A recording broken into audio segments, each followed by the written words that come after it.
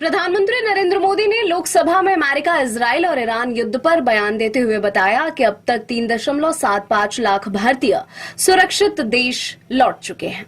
उन्होंने कहा कि भारत के पास पर्याप्त तेल भंडार, कोयला स्टॉक और खाद्यान्न मौजूद है। सरकार हर चुनौती से निपटने के लिए पूरी तरह तैयार है। पीएम मोदी ने कहा कि हमारे मिशन नियमित रूप से एडवाइजरी जारी कर रहे हैं, जहां भारत में और अन्य प्रभावित देशों में 24x7 कंट्रोल रूम और आपातकालीन हेल्पलाइन स्थापित की गई है। इनके माध्यम से सभी प्रभावितों को तुरंत जानकारी दी जा रही है। संकट के इस घड़ी में देश विदेश में भारतीयों की सुरक्षा हमारी बहुत बड़ी प्राथमिकता रही है। युद्ध शुरू होने के बाद से अब तक 3,75,000 से अधिक भारतीय सुरक्षित भारत पहुंच चुके हैं। उन्होंने कहा कि खाड़ी देशों में 1 करोड़ से ज्यादा भारतीय हैं। प्रधानमंत्री ने कहा कि बीते दशक में भारत ने संकट के ऐसे ही समय के लिए कच्चे तेल के भंडारण को भी प्राथमिकता दी है। आज भारत के पास 53 लाख मीट्रिक टन से अधिक का स्ट्रेटेजिक पेट्रोलियम रिजर्व है और 65 लाख मीट्रिक टन से अधिक के रिजर्व की व्यवस्था पर देश काम कर रहा है।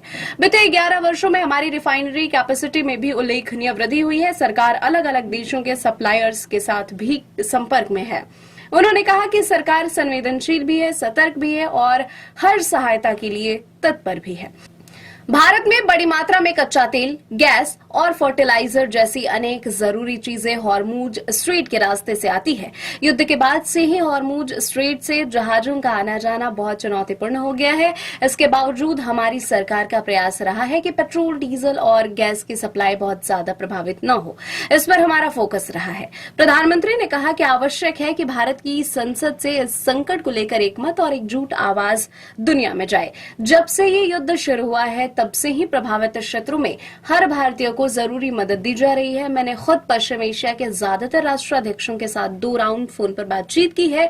सभी ने भारतीयों की सुरक्षा का भरपूर आश्वासन दिया है। दुर्भाग्य से इस दौरान कुछ लोगों की दुखद मृत्यु हुई है और कुछ लोग घायल हुए हैं। ऐसे मुश्किल हालात में परिवारजनों को मदद दी जा रही है। उन्होंने कहा कि भारत के सामने भी इस युद्ध ने अप्रत्याशित चुनौतियां खड़ी कर दी है। ये चुनौतियां आर्थिक भी है, राष्ट्रीय सुरक्षा से जुड़ी भी हैं और मानवीय भी है।